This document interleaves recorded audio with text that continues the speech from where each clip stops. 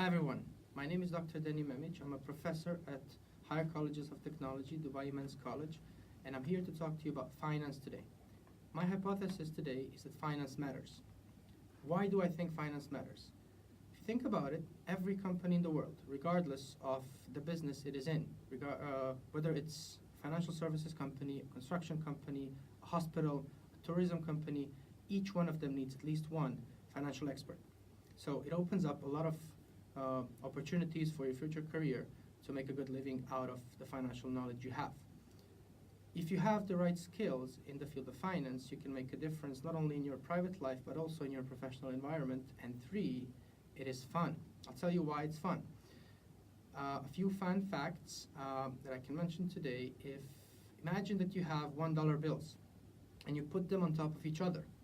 And if you were putting them on top of each other for a mile, you would have $14.5 million worth of bills. Second thing I want to mention is that there are two printing facilities in US that are entitled of printing the US bills. Every day they spend about 10 tons of ink for printing the new bills alone. If you think about ATMs, all of you go to ATMs, Friday is the busiest day for ATMs. People take money before the weekend. And usually on average they take about $80 per a visit to an ATM. If we talk about inflation, which is a finance phenomenon, one of the countries that was hardest hit by an inflation in the history of mankind is Zimbabwe. At a certain point in time in 2008, their inflation rate experienced was 6.5 sextillion%, which is a number with 36 zeros. Now, to make a penny, it costs 2.5 pennies. An average millionaire in the world goes bankrupt 3.5 times during his lifetime. Now, why study finance? If you think about it, there is no single important decision in your life that doesn't require some kind of a financial knowledge or a financial consideration. Think about it.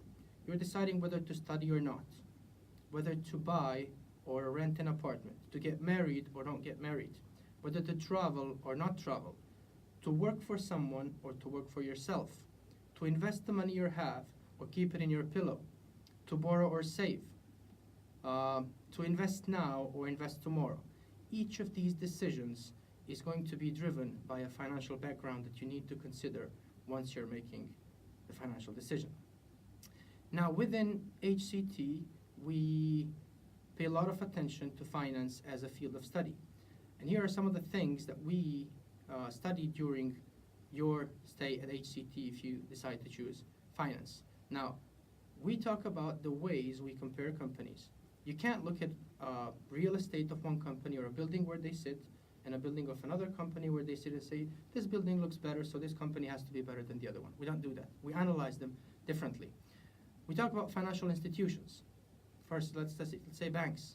What do banks do? Bank is just a grocery shop which buys money on one side and sells it on another. How do they do it? They buy money from you whenever you make a deposit. They pay you a certain amount, which is an interest, and then they use your money to approve a loan to someone else where they charge a little bit higher interest. We talk about financial crisis. Everyone has experienced one as late as 2008. We've seen the effects. We talk about why financial crises occur, where they happen, why do they happen, and what are the consequences of them. We talk about inflation. We will talk about currencies and a topic which is even more recent, cryptocurrencies. We'll talk about time value of money. We will discuss whether it's better to have $1 today or $1 tomorrow. We'll talk about different types of financial assets or financial institutions. You see them all around you. Financial assets like stocks or bonds, or even more complex financial assets like stocks or options. We'll talk about Islamic finance and the key concepts that are used in the Islamic finance, especially in this part of the world. We'll talk about risk management. Risk management is a role that is being used in almost every financial institution nowadays. Different types of risks that need to be considered while running a financial business. We'll talk about quantitative analysis. We'll try to put real life problems, we'll try to draw some numbers out of it and try to draw some conclusions and try to answer very complex questions from the finance field. And at the end, we also talk about government finance. How does the government get the money they need? They can either print it, they can borrow, or they can make you pay taxes. 3 ways they can draw their money from.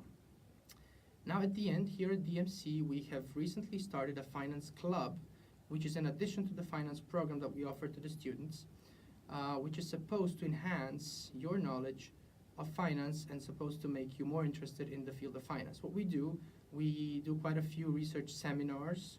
We already do visits to different financial centers like the IFC, like the Central Bank of UAE, and other places which are very interested for our students. We will have very prominent industry guest speakers that are supposed to tell you their own experiences with regards to business and finance. We do different simulation competitions like the stock market games or bank management games. And at the end, we try to utilize or use different types of financial software in answering different kinds of finance questions. So hopefully I was able to make you more interested in finance. I forgot to tell you that there are 2 major decisions you make in your life. One is who you marry, and the other one is what you study. Now, this video is not supposed to answer the first question for you, but hopefully it will help you answer the second one. Thank you so much.